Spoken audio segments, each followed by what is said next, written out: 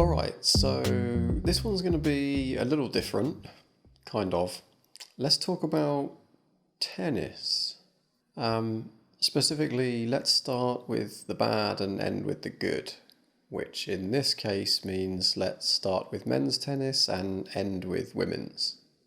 Around about the time this is going to go out, Novak Djokovic will be performing in the final of the third most prestigious tournament in tennis, the US Open. And depending on exactly what time it goes out, he might already have won because the guy he's facing, Daniil Medvedev, is among a bunch of younger people who are quite good, but not really good enough to beat out the old dudes. Novak Djokovic might have a case for being the best male tennis player in history. He also might have a case of being the biggest douchebag in tennis history. So let's look at his faults. He remains friends with Justin Gimelstob, a guy who's been convicted of battery and shamed. He's an anti-COVID vaxxer, and because of that, he, during COVID lockdown, arranged a tennis tournament at which numerous people caught COVID and had to be abandoned after about 3 days because of said COVID outbreak.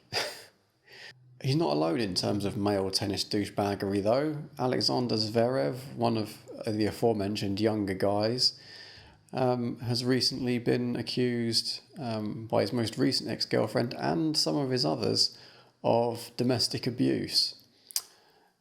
He denies the claims. And finally we have an umpire, Carlos Ramos, who famously during the 2019 US Open docked Serena Williams an entire game for calling him a thief. Yeah, verbal abuse. Which in isolation you think, okay, fine, probably, but when you realise that he's been sworn at numerous times by the likes of Nick Kyrgios, I mean, who hasn't been sworn at by Nick Kyrgios, Djokovic himself, and Nadal. Yep, that is, he's right. You wonder what's going on there. But, now the good, Emma Raducanu. I mean, are you kidding? 18 years old.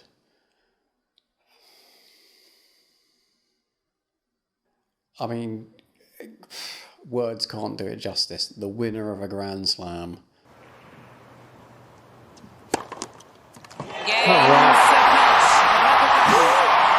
The winner of a Grand Slam without dropping a set. The winner of a Grand Slam without dropping a set who had to qualify for the tournament. It's unheard of because it's never happened before. Not in the men's game, not in the women's game, not pre-war, not post-war. She is the first.